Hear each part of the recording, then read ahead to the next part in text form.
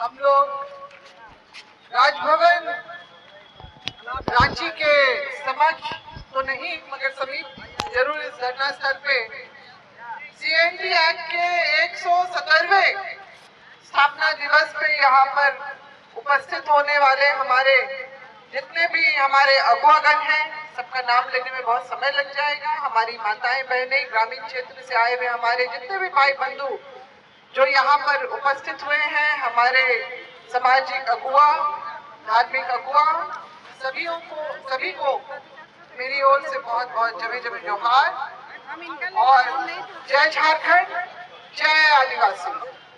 आज हम लोग जब इस मौके पे यहाँ पर सभी लोग जुटे हैं तो हमारा मकसद सिर्फ और सिर्फ हमें हमारे पूर्वजों के द्वारा उनके बदौलत जो हमारे लिए जो कानून बनाए गए उसकी जो पूर्ण रूप में किस तरह से वो हमारे लिए कारगर हो, ये हमारी चिंता है। और हम लोग लगातार देख रहे हैं कि जो हमारे पूर्वजों ने जल जंगल जमीन की वो जो अपने जीवन दर्शन का आधार बनाया था, उसका खुला उल्लंघन किस तरह से झारखंड बनने के बाद विशेष रूप से और झारखंड को 5वीं अनुसूची का दर्जा मिलने के बाद से कैसे हो रहा है। 5वीं अनुसूची के राज्य में राज्यपाल जो है वो हमारे अभिभावक कस्टोडियन के रूप में उनकी जो जगह बनाई जाती है और उनका दायित्व है कि राज्य में आदिवासियों की परिस्थितियां किस तरह की हैं, किस तरह का विकास या उनकी उपेक्षा हो रही है, उनको हर 6 महीने में जो है देश के राष्ट्रपति के पास में रिपोर्ट भेजना है। मगर हमें नहीं लगता है कि ऐसा कुछ हमारे अपने इस राज्य में हो रहा है, क्योंकि हम देख रहे हैं कि आदिवासियों की जो है स्थिति बद से बदतर होती जा रही है।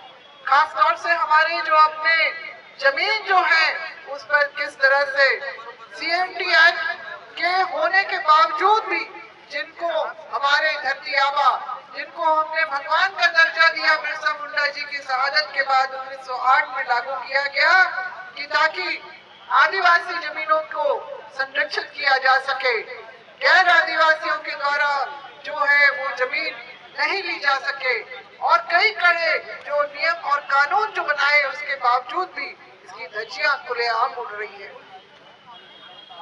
हम लोग जो विशेष रूप से देखते हैं कि हमारे जो ग्रामीण क्षेत्रों में जो हमारे जो लोग रहते हैं वो अपनी जो भुआरी जमीन, फूटकटी जमीन, मचियस जमीन और अपनी जो व्यवस्थाओं की जमीन, धार्मिक जमीन, वो भी बचा पाने में उनको कितना संघर्ष करना पड़ रहा है।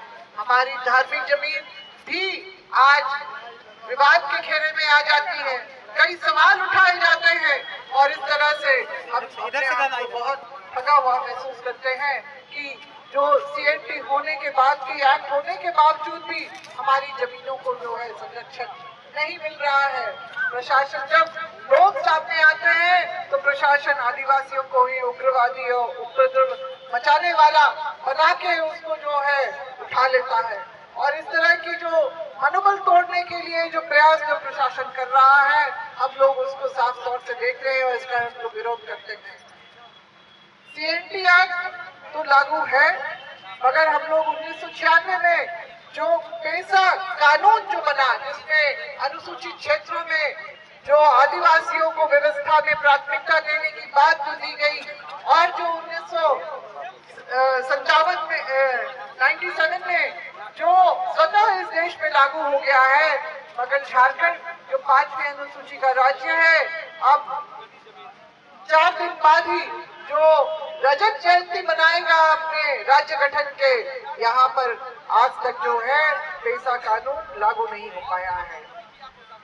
कल की कैबिनेट में शायद सुनने में आया है कि इस बात को रखा जाएगा और उसको लागू करने के लिए जो है प्रक्रिया आगे बढ़ाई जाएगी, मगर जो हम लोग इतने सालों में इस पेशा कानून के नहीं होने से, क्योंकि पेशा कानून में जो सबसे ऊंचा स्थान ग्राम सभा मतलब गांव में जो ग्रामीणों के द्वारा जो सभा होगी उसको जो महत्व दिया गया है वही हमारे बीच में नहीं कायम हो सका है। पेशा कानून में ये बात स्पष्ट की गई है कि सरकारी कोई भी परियोजना अगर उस क्षेत्र में लाई जाती है तो सबसे पहले ग्राम सभा के माध्यम से जो लोगों को सूचित करना है और लोगों से सहमति भी लेना है। मगर क्या हम लोग ये सब कुछ देख पा रहे हैं? नहीं, बल्कि कई ऐसे परियोजना, बड़ी बड़ी परियोजना जिसमें एक रिंग रोड तो है ही मगर आउटर और इनर रिंग रोड की भी जो परियोजना यहाँ पर लाई जा रही है और राज्य सरकार भी इसमें जोरों शोर से काम कर रही है। ग्रेटर रांची प्लान में भी जो 365 जो एकड़ जमीन जाएगा, इसके अलावा और कितने एकड़ों जमीन हमारी चली जाएगी इसका हम लोगों को अभी तक डाटा खाका नहीं पता है। मगर लोग आशंकित हैं क्योंकि वो खुली आंख से देख रहे हैं कि परियोजना के नाम से उनको विस्थापित करने की योजना बन रही है।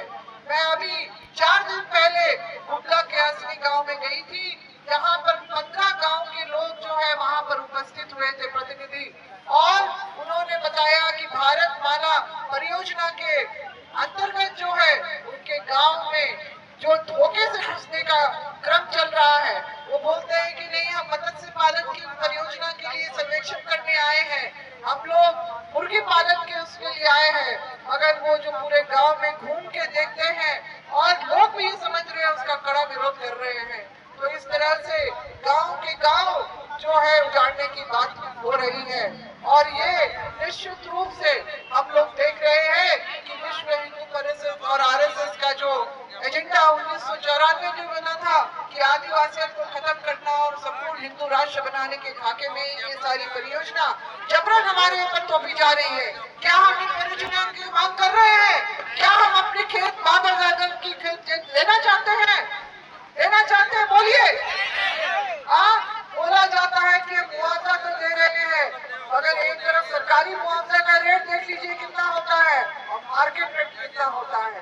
तो सरकारी रेट में आप अपने बाप दादा की जमीन दे दीजिएगा, वो क्या आप फिर से खरीद पाइएगा मार्केट रेट से?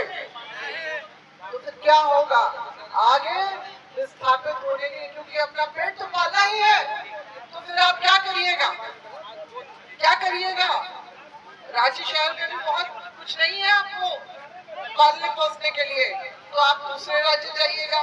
दूसरे राज्यों में जाके मजदूरी करने वालों के साथ क्या व्यवहार होता है ये हमें अच्छी तरह से पता है। मजबूरी में लोग जाते हैं, मात्र 15,000 20,000 वो कमाने के लिए, और उसके अलावा अगर दुर्घटनाग्रस्त हो जाए तो वहाँ का मालिक उनको पूछता तक नहीं है, उनके स्वास्थ्य उपचार का भी कोई प्रबंध नहीं करता है। इस तरह की जो बहुत सारी चीजें हम लोग देख रहे हैं। तो हमारे पूर्वजों ने जो हमारे लिए जो इतना बलिदान दिया, जो कुर्बानी दी, आज हमारी ये महती जो हमारी जिम्मेदारी बनती है कि हम अपने जंगल जमीन को बचाएं, अपने जो पूर्वजों की धरोहर को बचाने की जिम्मेदारी है। पूर्वज तो हमारी जमीनों को बचा के चले गए, उन्होंने सब कुछ उन्होंने तैयार किया, व्यवस्था भी उन्होंने बनाई, मगर आज जो है हम लोग क्यों कर अपने आप को बेबस समझ रहे हैं? क्योंकि प्रशासन जो है, अगर आप अपनी चीजों को बचाने के लिए जाते हैं तो आपको थाना से कोई सहयोग नहीं मिलता है क्या? अंचल से मिलता है क्या? वहाँ पर अगर आपने भेंट चढ़ा दी उनके मुताबिक तो शायद आपका कुछ काम हो जाए, मगर क्या आप सक्षम है वहाँ भेंट चढ़ाने के लिए? तो फिर क्या करेगा आदिवासी? क्या करेगा यहाँ का मूलवासी? किस तरह से वो अपनी जमीन, अपनी धरोहर को बचाएगा? किस तरह से अपने जो पीढ़ियों को उजड़ने से बचाएगा?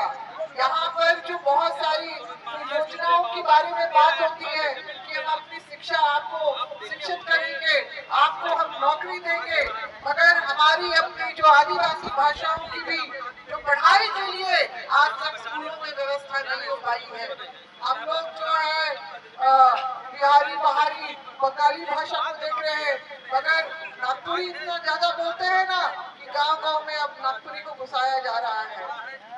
मुंडारी, कुड़ू और भाषा को विशेष रूप से हम लोग यहाँ पर देखते हैं, इनके लिए पद सृजित ही नहीं किए जा रहे हैं, क्योंकि जो है ज्यादा से ज्यादा नागपुर के लिए चला जा रहा है।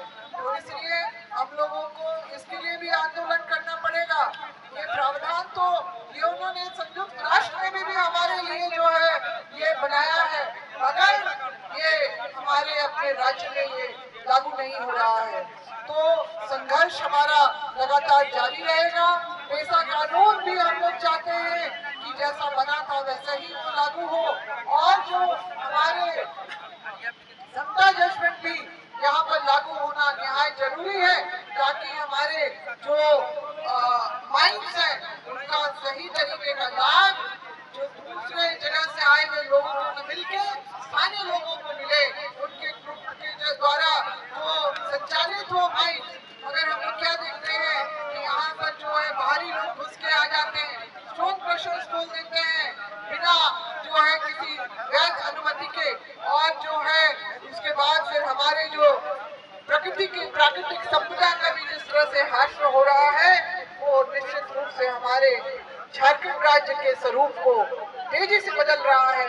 ये सब चीज हम लोगों को देखना समझना है, और जहाँ पर भी आप हैं आप लोग सामने आइए और अपने अपनी चीजों को बताइए। हम लोग अभी आज राज्यपाल को निश्चित रूप से ये लिख के दे रहे हैं, मगर हम लोगों को लगातार संघर्ष करना है अपने अस्तित्व को बचाने के लिए।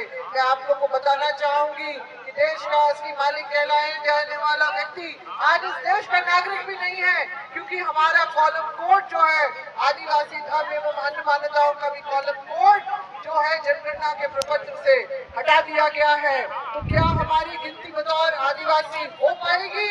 इस पे बहुत बड़ा सवाल है। जो धर्मांतरण हिंदू धर्म में जो करने की बात हो रही है, उसके लिए जो है भारत सरकार ने सारा खाका जो निर्धारित कर लिया है। 8वीं कक्षा के जो राष्ट्रीय छात्रवृत्ति में भी हमारे बच्चे जो है उस अधिकार और उस अवसर से वंचित हो रहे हैं। ये बहुत लगातार हमारे अपने बच्चों के ऊपर भी कुठाराघात हो रहा है। हमारे ग्रामीण क्षेत्र के बच्चे जो जैकपॉट के अंतर्गत जो आते हैं, उन जो प्रतिभाशाली बच्चे हैं उनके भी अधिकारों का हनन हो रहा है, और इसीलिए हम लोगों को लगातार संघर्ष करना होगा और अपने जल जंगल जमीन को बचाने के साथ साथ अपने संवैधानिक अधिकार मान सम्मान को भी बचाने के लिए हमेशा एकजुट और जो है उसके लिए संघर्षरत रहना होगा।